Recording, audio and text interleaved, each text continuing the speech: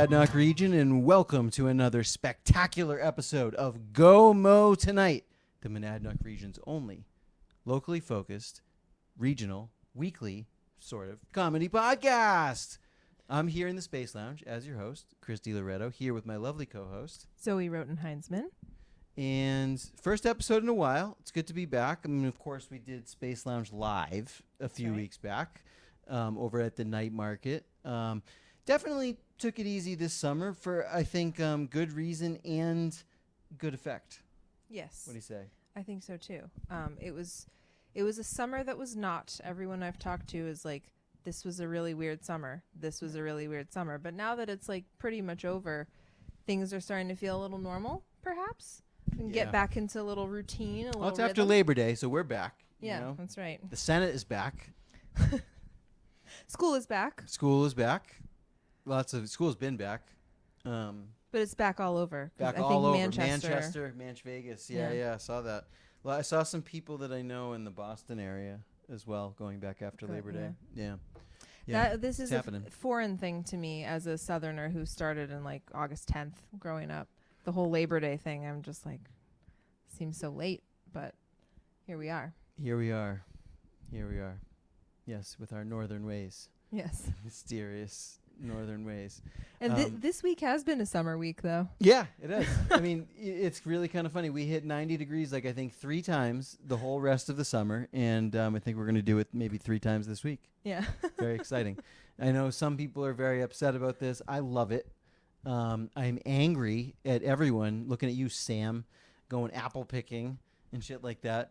You at least have to wait until after Labor Day. At least have to wait until white pants and white shoes are no longer allowed before you can don that flannel and go on that hayride. Yeah. Do we follow that rule? How do you feel about white pants? Is that an important rule for modern times? I think so. I wouldn't wear them in the winter. I don't have a pair of white pants is the thing. But actually Labor Day made me think about this in my mind because I was like, I actually saw a picture of somebody on Facebook who looked very good in white pants. And I was like, you know what? I said, I think I could pull that off. But it's too late now. Definitely. Not this year. Next year.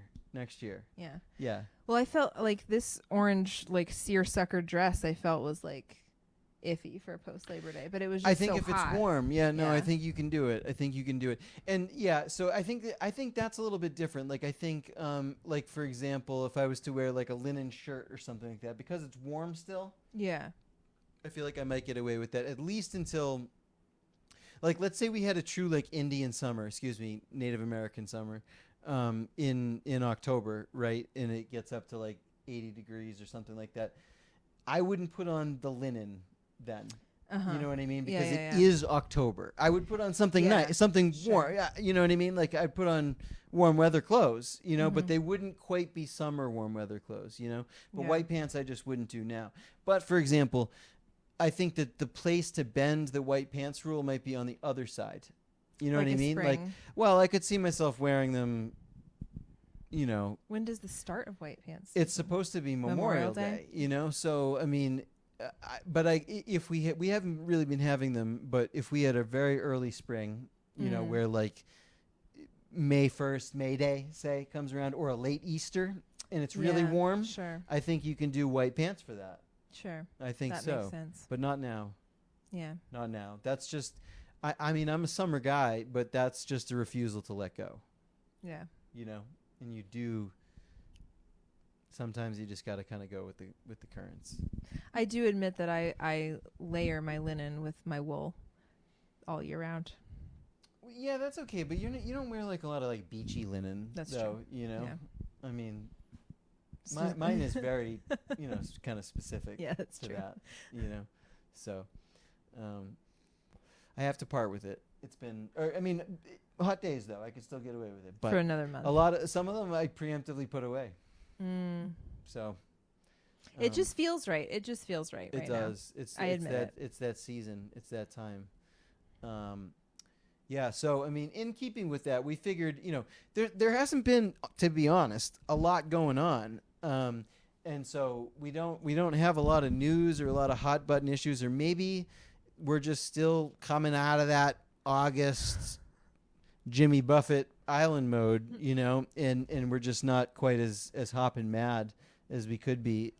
But so not a ton, but we wanted to take the time to come back and say hello. You know, let's get back in the regular rhythm of things. I believe, we cannot confirm because nothing is like fully booked, but I believe the next several weeks, the next several episodes, we will probably have episodes with guests. We weren't able to take care of that before this week. And so that's okay. We still wanted to say hello. Hello. And along those lines, I owe some props. I'm pretty positive that we did not cover this on our night market promo episode. I think we were a little too distracted with night market-y things.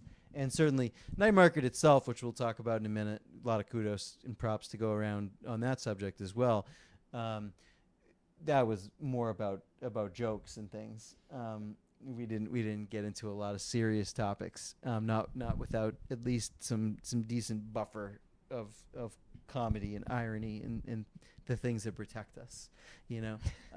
But in all seriousness though, I need to give some props to Kate Coon and the community center. And I bet you this is about the community center. And I bet you most of you out there, all of you out there, did not expect me to be saying something positive. But I owe this in all fairness. I said, you know, the whole time I was like, I don't want to see any fundraising for this stupid thing. I don't want to see a lot of effort going into it. I think we could do without it. I think we should need to explore this and all this stuff the whole time.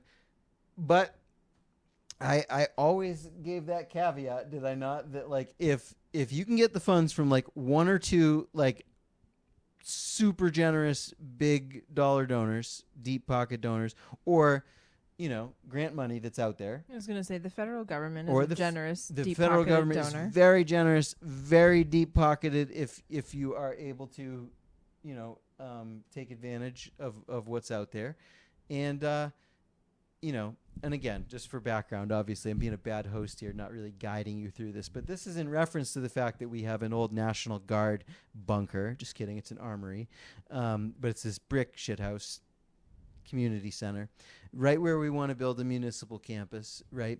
But it was donated to the town. You know, the National Guard was leaving, and we, you know, the 1990s, the town took it on basically with the stipulation. It's a weak stipulation. It can be overridden, but it's a stipulation that we not use any taxpayer funds now or in the future to rehabilitate or to maintain it, essentially. So, you know, all activities that run through there need to be paid for with fees. It's not part of the budget, etc.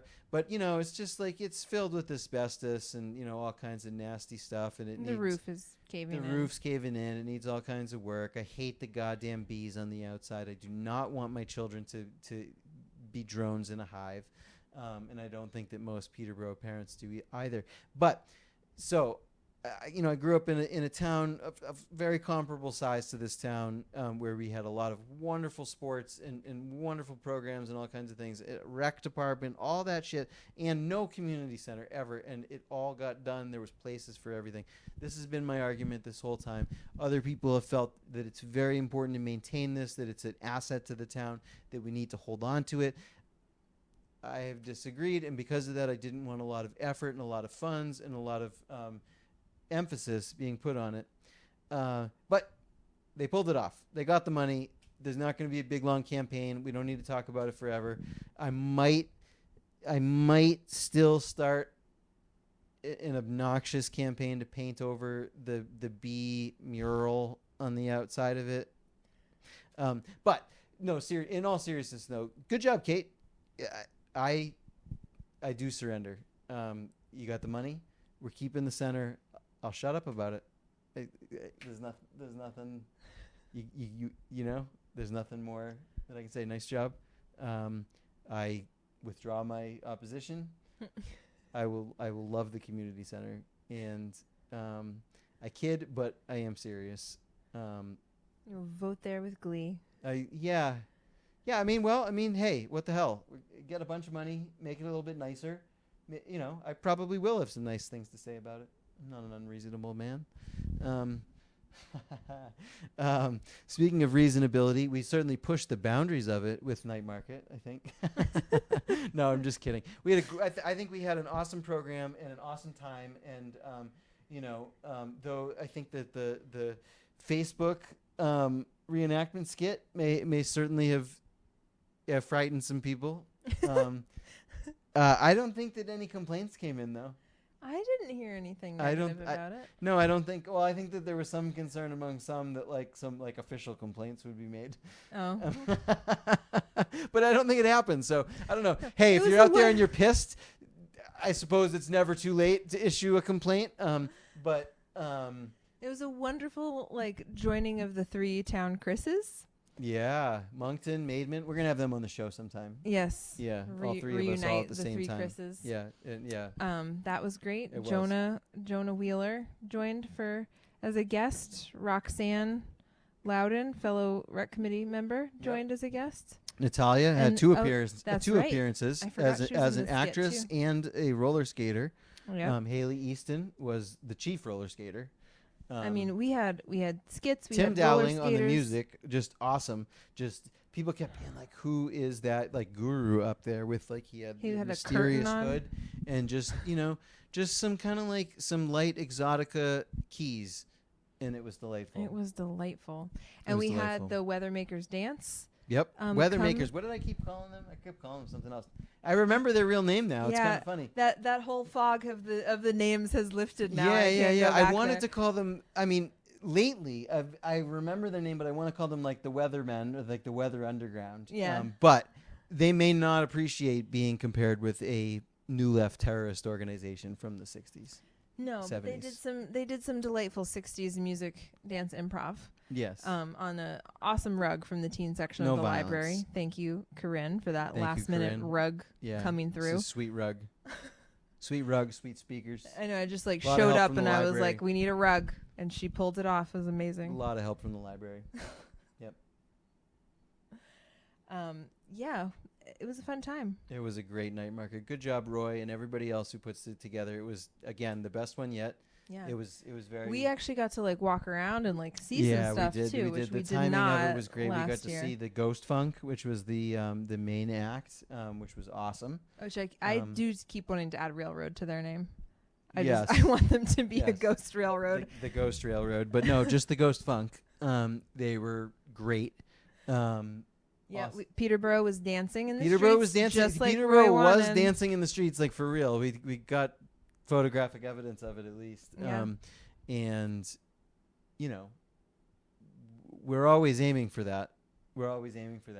Drinks on the library patio and dancing in the streets, guys. Yes. We're making the dream here. So Yeah. thanks to Roy, the Max Makerspace, everybody, definitely the library, our entertainment within the Space Lounge, Mike and Heather. Mike and Heather for slinging drinks. Oh, what a That was successful idea awesome. that was. We're hoping to do something like that again because It was amazing. it was amazing. We had people coming up being like, "Can we do this every month?" And you know what? Let me tell you, for our part, we are down. We would do it. You know Absolutely. what I mean? Yeah. Seriously, if any of you out there are serious and there are people who want to make this happen and we can actually get Mike and Heather or some other kind of Bar. libations, Yeah. Sure. then we can do this, guys. We can do this. And you know what? If it's not a 2023 thing, 2024 thing, here comes 2025. I mean, there are not going to be in the next several years fewer reasons to get together and blow off some steam. I'm convinced of that. So we have a lot to look forward to. We have Yeah. time. We're all stuck here together for a while, probably most of us. But they completely sold out probably half an hour before we finish, or was there complete sellout, like perfectly timed? It was the complete sellout was perfectly timed, but like things were getting crossed off the list. And things were getting a little weird. I heard tell of like people coming up and Mike being like, all I have is like rum and cranberry juice, and they'd be like, $10. People were man, good let's sports. Do it. No, seriously, yes. So behind the bar, they were willing to make whatever, and as I heard it told, lots of people were like, definitely, I can make do with that, and that, and like and that's the spirit, guys. Like that is what we're going for. It was great. It was great. It was great. So let's do it again. Let's do it again before night market next year. More to come. But yeah, we got so it's fire station season again. So get ready to talk about this. I think that we will have some special guests on to cover this, but I do know for a fact that it's next Thursday, a week from today, when there's some info sessions at the library, 3 and 6. I know I especially have it fresh on my mind because we were magnanimous enough to give up the 1833 room where we do our Monadnock Underground Peterborough Town Library Writers Night Out open mic every month on the second Thursday of the month. But in the interest of the public good, of course, we're going to be downstairs, and they're going to be upstairs. Go and see them. And you know what? If you're satisfied with their answers, very quickly come down and hear some readings because we will have our open mic down in the classroom. You may indeed have to walk past us unless you go in one of the upstairs entrances, which is possible, but not likely. Everybody comes in the downstairs. Everybody who parks in the lot. Everybody parks in the lot. Yeah. Yes, those walkability folks are unpredictable. They could come in any which way. Startling library employees left and right. But that is next Thursday. Yeah, that's what I said. A week from today. And I'm saying, but today is a very special day as well. As Robert De Niro once said, today, the one and only Jared Radke and Rachel Mussenden, award-winning writers of Monadnock Underground. Both of them, I think Rachel has won 2 awards, and Jared has been writing with us for 4 years. We have we've published a lot of things of a lot of, we don't censor stuff. We don't shy away from subject matter and language and things like that as long as the quality is there in our Monadnock Underground publications. But in all that time, I think that we have received only one complaint personally about something that we published. Yeah. And its content. And I think we're all proud to say that was I don't even remember which one it was, but it was a piece by Jared Radke. Yeah. And it was not a reasonable objection, but I think there's a little bit of a badge of honor there. Yeah. It was requested that it be censored from my children. There was concern. Yes. Which, I mean, in fairness, we don't read Jared Radke to our children to go to sleep. That would be strange. It's not appropriate. It's not appropriate. Many of us out here in the world, though, know how to consume adult-appropriate content ourselves while selecting age-appropriate media consumption for our children. Yes. And I agree. Jared Radke is not child-friendly. No. He doesn't want to be. No, he doesn't. I don't think. Yes. But he's coming to Peterborough. He's from New Jersey. And this is not, this is our second. We have multiple Jersey connections on this program, of course. He was originally a Philly connection. That's true. That's true. When he became affiliated with us, he was a Pennsylvania guy. Still, he has since relocated to none other than Atlantic City.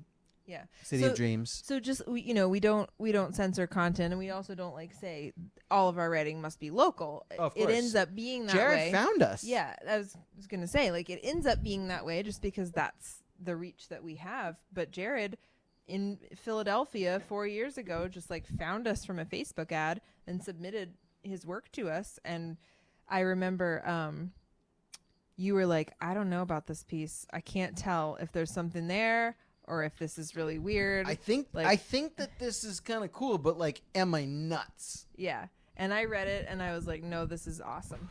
And we've developed this writer publisher relationship with him ever since. And for a while now I've been saying he's one of my favorite people that I've never met. Yep. And like somebody I'd really like to like Today. hang out with. And today it's going to happen. It's going to happen. Thursday, September 7th, right? Yes, that sounds right. 9/7. It's the night before right now. It's Wednesday. Yeah. 9/6. We're pretending. We're that it's pretending. tomorrow. But we're going to release this right away. And that's why. So it's all going to make sense. But, many of you don't realize this isn't like Great Gatsby style fake books back here. These are most of what you see back here are books that we ourselves have published or are in some other way affiliated with. Like we've got some of Dan Cesney's books, which we've sold over the years out here. But, we've got our original magazines that we've done. We've got Sarah Aborn's Uplift workbook, all of which is for sale. Right. But I bring all of this up just to say that Jared is published in many of these. Like he's in both of the original magazines. He's in Sci-Fi and Fantasy, Demiurges and Demigods in Space. And maybe that's it. He's appeared in our online seasons time and time again. And a little bit of inside info that not too many people will remember, but like not our next publication, but our next collection that we're going to put out, which may be several months from now. But it will collect a lot of the award-winning pieces over the last couple of years because we haven't put out a collection. And so you can expect to see more Radke in print. You can expect to see more Rachel Mussenden in print as well. I was just going to say, she's in there as well. We've published several pieces of a novel that she's working on and that she's generously let us publish. I think she's going to read some of it. I hope so. I love both they both have such a unique style. Totally different from one another, but mm-hmm. also just like really fresh voices in general. Yeah, in general. And we haven't even said what the event is. Like we're just like we get to meet him today, but so do you if you want. So do you. This is, to my knowledge, the first event of this kind, or maybe of any kind, at Divine on Main, the Monadnock region's favorite wine bar. Cheers to that. Cheers to that. So 7 p.m. I think we can expect about 30 minutes of reading and then 30 minutes of convivial Q&A and conversation. I think we haven't talked about this, and I haven't talked to Jared about this, but I think we're going to maybe stream some of the readings. Oh, cool. Probably from the Monadnock Underground page, but keep an eye out for that. I do think we're going to capture that. Oh, that sounds great. It's too good of a moment to let it pass by. But if you can come out though, come out. It's the wine bar. We've been telling you about the goddamn Little wine bar. Martin Caxton. That's not what we're having. Clean Slate. Kodak's Clean Slate. They have this there too. Yep. All of our favorite wines are from there. Yeah. So come on out. Join the STEM club. They've got a. It's not about science. Don't worry. It's about wine stems. Winology. Sommelier. What would it be like? Sommeliology. You are the one who speaks French. I'm trying to Greekify a French word. Yeah, totally. Exactly. not the right flow. I have a cousin who, not the one who was the murderer, but he, the second eldest male who was a sommelier at like one of those big ass like famous Colorado Rockies hotels. Oh wow. He was like the chief sommelier or chief Wineman. of the chief of Bacchus. He was the Bacchus of the. You're Greeking it now too. Yeah, yeah. So interesting shit. Yeah. Cool. We don't have that science, but Lisa does. And Lisa does. She knows what to drink, and she will hook you up. And you might even catch an early glimpse of Chief Ed Walker, who is the first gentleman of Divine on Main. It's true. In addition to being the fire chief. Like you mean early as in like before next week? You said catch an early glimpse of him. Oh yes, that is what I mean. Okay. Before the fire department things kick off. He's just emerged from his cocoon. He does. He goes into a cocoon in the summertime. He actually, special thanks to Chief Walker for his delightful comedic indeed, appearance. Yes. We still have some footage and some recordings. Yeah, of course, Luca. Luca. To shout out Ed and Luca. Yeah, if you don't know what's going on with the Monadnock Greater Monadnock Regional Collaborative. Greater Monadnock Collaborative. Not regional. Just collaborative. Okay. GMC. Okay. Like the Like American Motor like Company. the car, yeah. Yes, that's right. American made. Chamber of Commerce. Collaborative of Commerce. Collaborative. Yes. A lot of good stuff happening there, though. There's folks planning things for the fall. And, Luca was a great sport and read some very funny things, which, we haven't posted all the footage that we have from Night Market, so more to come. But He's a little worried about that one coming out. at least from the Keen side. But I think if you listen to his words, it may curry favor with some true Peterborough loyalists like myself. Very much appreciated his heartfelt confessions from the mic. And if you have no idea what I'm talking about, man, you really missed it, and you need to pay attention to that next year. Go to the Night Market, come to the Space Lounge. You just never know who's going to talk and what they're going to say, especially us. No, but we had entertainment. No, we're going to do more stuff though. I mean, I think it was.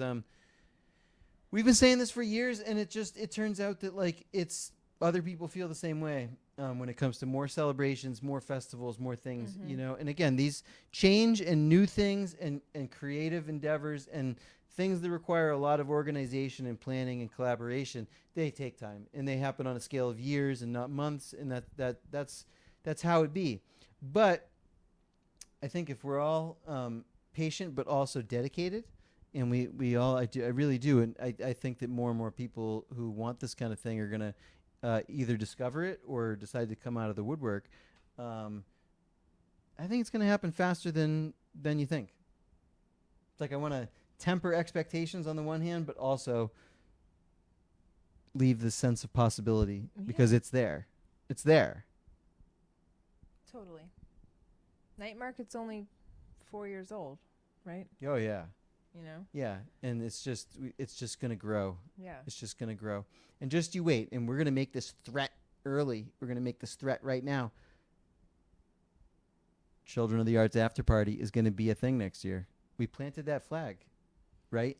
And we got a head start. Gotta get the weather gods on our side. We're going to get the weather gods on our side, and man, we're going to rock it. And it's going to be different, and it's going to be nicer, but even if not, we're gonna have a better backup plan. Yes.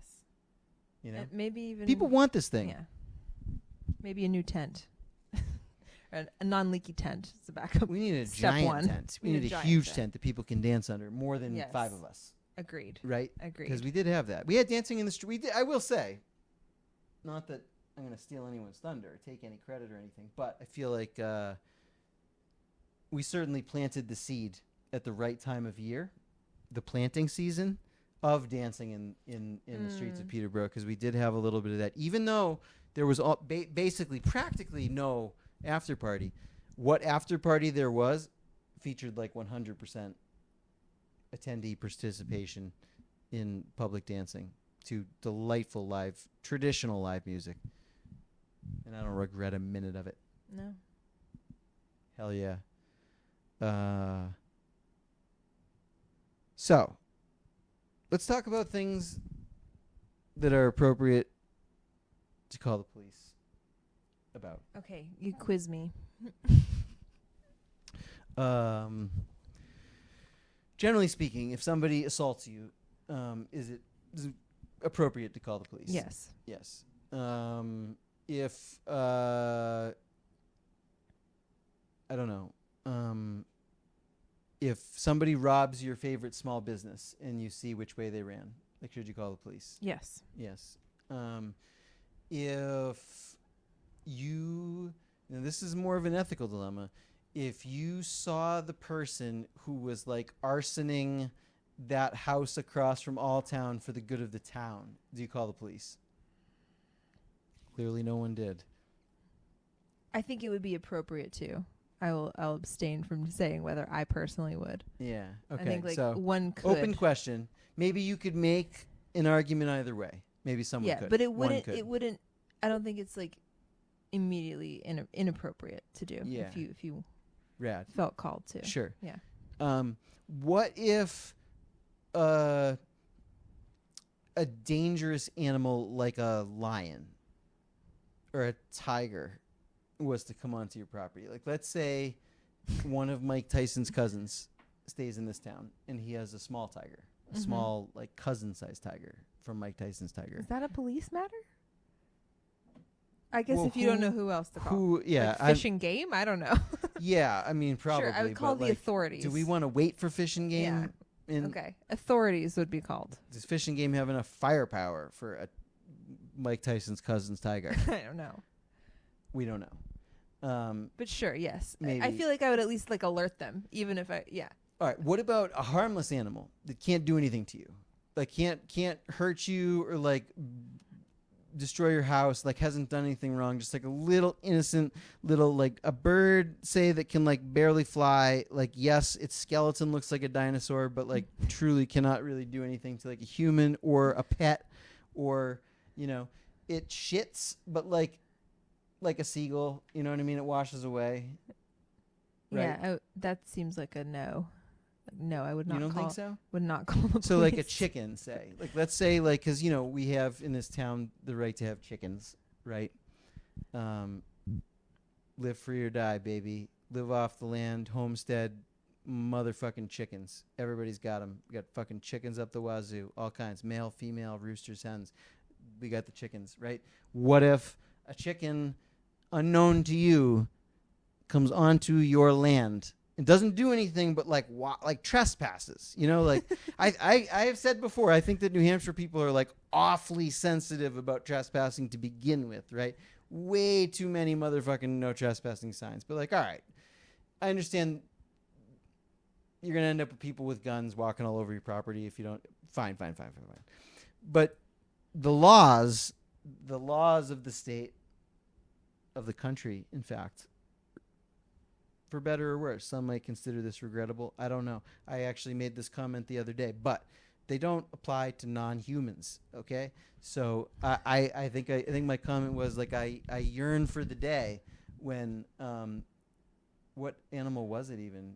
I don't remember. It was a funny one. It was a beavers. Beavers, when beavers are subject to the same laws as the rest of us, full equality. The authorities were called on someone stealing trees off of someone's property, and it turns out beavers were the culprit. Oh, yes. That was the context. Yes. Yes. And that story, that anecdote, came out of a post that I had made about a non-hypothetical situation, such as a neighbor of ours. I mean, look, guys, chickens are wicked stupid. I'm telling you, I love them. They're really nice. I've really come to learn a lot about them. I might even like write a young adult novel about how a young boy from the city who is very cynical discovers his soft side by tending to some chickens. Okay, it's very nice. Very, very. It's not. I was about to say humbling. I can't say that word with a straight face. Nothing is humbling. It's a terrible, terrible phrase. Don't use it. And being with chickens could never really be that, because chickens are so goddamn stupid. I was wondering what chickens humbled you so about this experience. Stupid, but like lovable, right? Lovable, wicked dumb, right? Okay, but like they actually are like pretty good about like staying in the area that's correct, right? But they're not really smart enough to 100% do it. At the same time, we have a nice like fenced in run. Like it's not like we do let them free sometimes too, but it doesn't matter, because the chickens that were complained about, when they want to, they can escape, because like here's the shitty thing about birds. They can fly. Imagine that. They can fly. They not super well. Even chickens, they can't fly very well, but they can go whoop over a wall, and it's not a short wall that they have to go over. It's like a 6-foot wall, and there's an electric fence on the other side of it, but there's like one or two of them that are just like, they just won't be contained. They just are, they get out every day. It doesn't matter. Yeah. And we're not malicious. Like nothing has happened. Well, I might get malicious, but like we haven't been malicious. These like it's always the chickens that get complained about are the dumbest ones. They just don't know what they're doing. Okay, they're chickens. They are chickens, right? And we don't do it on purpose, and it just happens. And we often don't even know. We rarely know. And it's only a few steps. And like, here's the thing with chickens, right? I've learned this. One of the great lessons of chickens, right, is if you want them to like go in a certain direction, just like walk at them in the direction you want them to go, and they will walk. They're very, very easy to manipulate. They're not that easy. I mean, you have an easy time picking them up. I'm still learning, right? I'm not that good at picking them up. I'm scared when things flap. It's a strange motion to me. It's very foreign. It throws me off my balance. I'll figure it out eventually. But you don't have to pick them up. I swear to God, you don't have to touch them if you're like afraid of bird disease. Okay, walk towards the birds, and they will walk away from you because they're like, If something's you wanna, walking like, towards me. If you want to like guide them even more specifically, you can like put your arms out, like pretend like you're a big hawk, and they will like go right between your arms. You know, and you can like maneuver them. And it's like, you know, if they cause any harm, obviously we're responsible. Well, Yeah. as the cop said, who came to our home twice in 2 days, can't really do Captain. anything about it unless they're like destroying property, like Well, scratching up a garden, Right. So, which they weren't.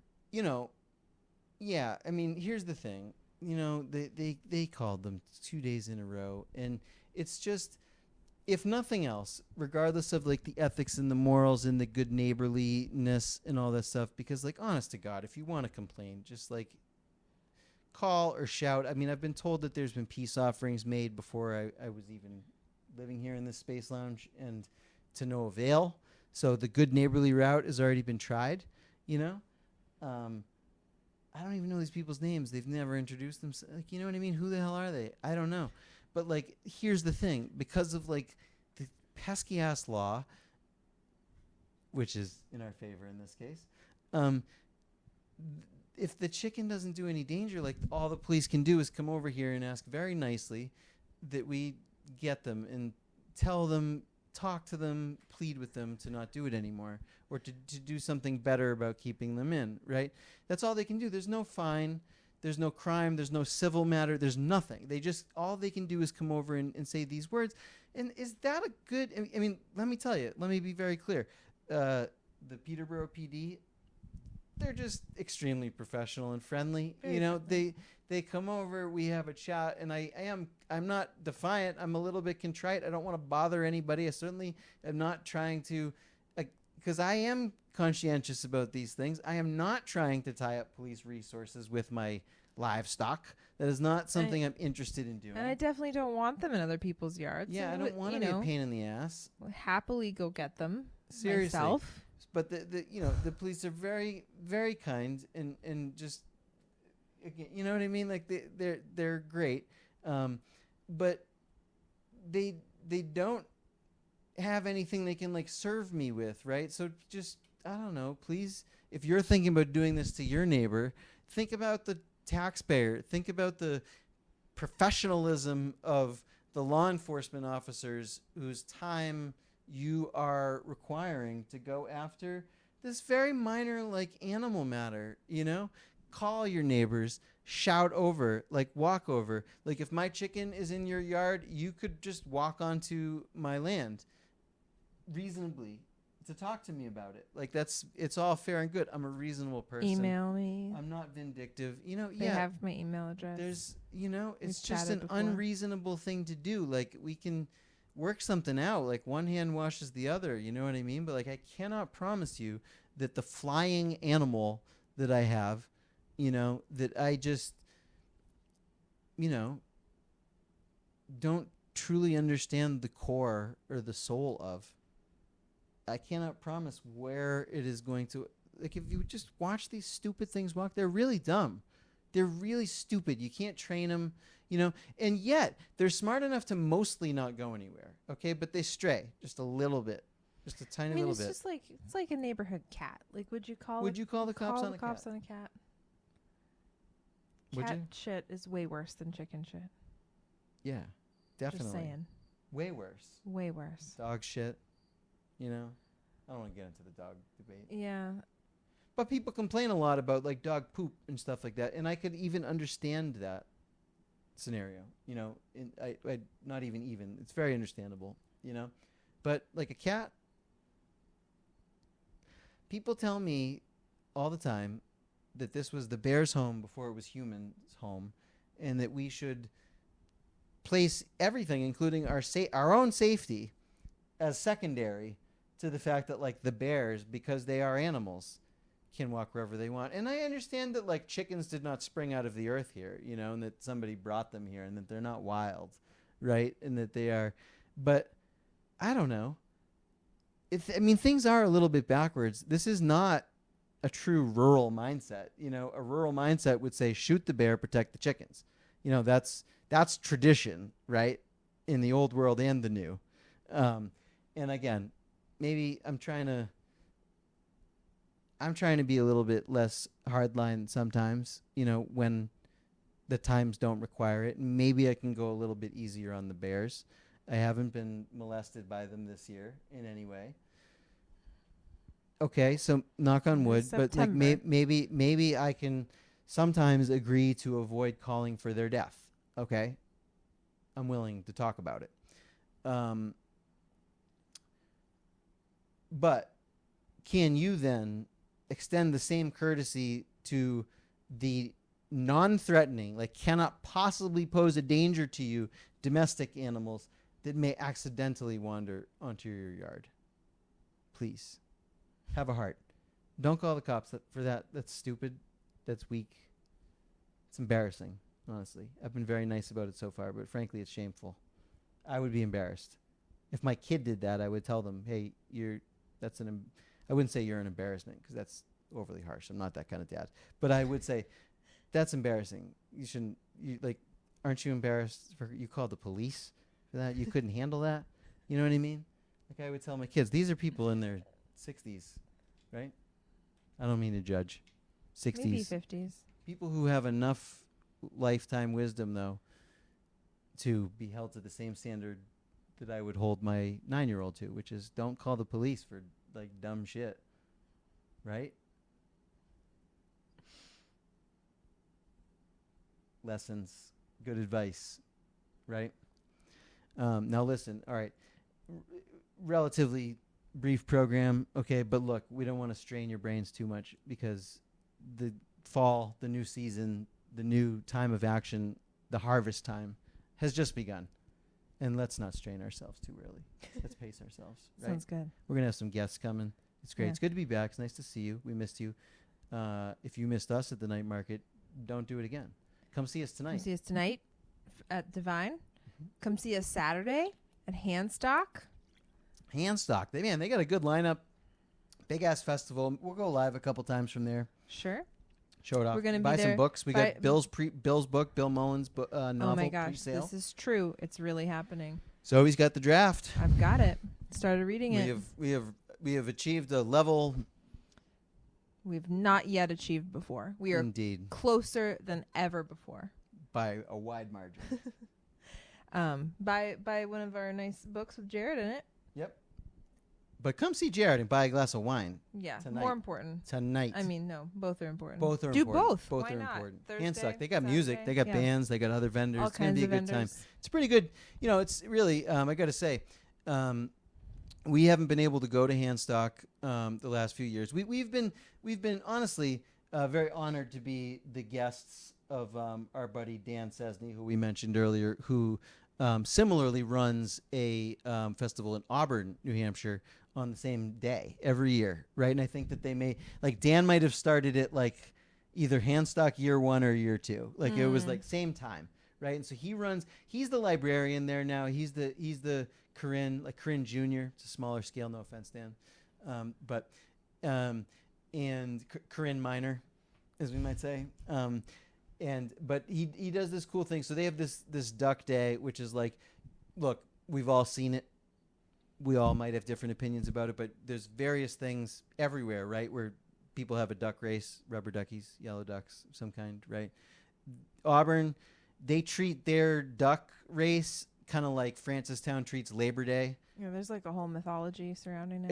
It's yes there is. So huge day out there in Auburn, which I think remember we researched, it's like the same exact size as Peterborough too. Oh, that's town-wise. that rings a bell. Yeah. So Dan founded this thing called. So I guess look, if you're in the Manchester area and you can't come to Hancock, go see Dan. Dan will be at Auburn, downtown Auburn, right? Yeah, and he founded an author's alley, so he invites like tons of writers, and he's got It's a like good crowd. a whole setup of like writers' tents selling books and lots of children's books, lots of like independent publishers. You know, like it's cool. It's cool Yeah. to be part of. But this We year, did it 3 times? twice. Twice? Mm-hmm. It felt like 3 times because it was so much fun. Are you sure? Yes. Okay. Well, both of those times though that we did this, David Young of Hancock and of the Hancock Depot Committee was after us, to come and do what we do there at this thing, and because why wouldn't we, right? We try to go to local things. It's right up our alley, but Dan, He had always gotten to us first. he was better at getting to us first. Yep. Yep. And so last year, basically, David put it to us and was like, Like, you got to do it next year. And so we're like, okay, David, we're already booked this year. Next year. you know what? That Yeah. seems like, he was beating Dan at Dan's own game. And so Mhm. this year when Dan came around very early once more, we said, Already nope, booked? we did commit to it. So, and we really, I mean, and granted, a salute, God bless, to the Duck Day, because it's a lovely event, and it really was a pleasure to be a part of it, and Dan does a great job with it. However, being MONADNOCK, being MONADNOCK Underground, this is and we love the idea of the type of festival that HANSTOCK is. I mean, it is purely homegrown. I mean, yeah, there's a couple of acts coming from out of town, but it just has the very much the feel of growing from this land, the land of this area, specifically Hancock, but obviously some soil from the rest of us as well. And Have you been before? no, Oh, because cool. we've been at Duck Day. Well, I didn't know if you've been before. This is the 5th HANSTOCK, so I didn't know Yeah, if you had I been don't know before. what happened before Duck Day. I can't Cool. answer. I've that. never been either. Yeah, That's there's exciting. been problems each time, but we I just committed. assumed We're you going. had. We're bringing the kids. Come and see us. We're gonna have pre-sales for Bill's book. We're gonna have all the other books. We're gonna do some live stuff. We'll have a conversation with you about whatever challenging topic you wish to bring to us, or critique, whatever. We're there for the fun. So please bring it to us.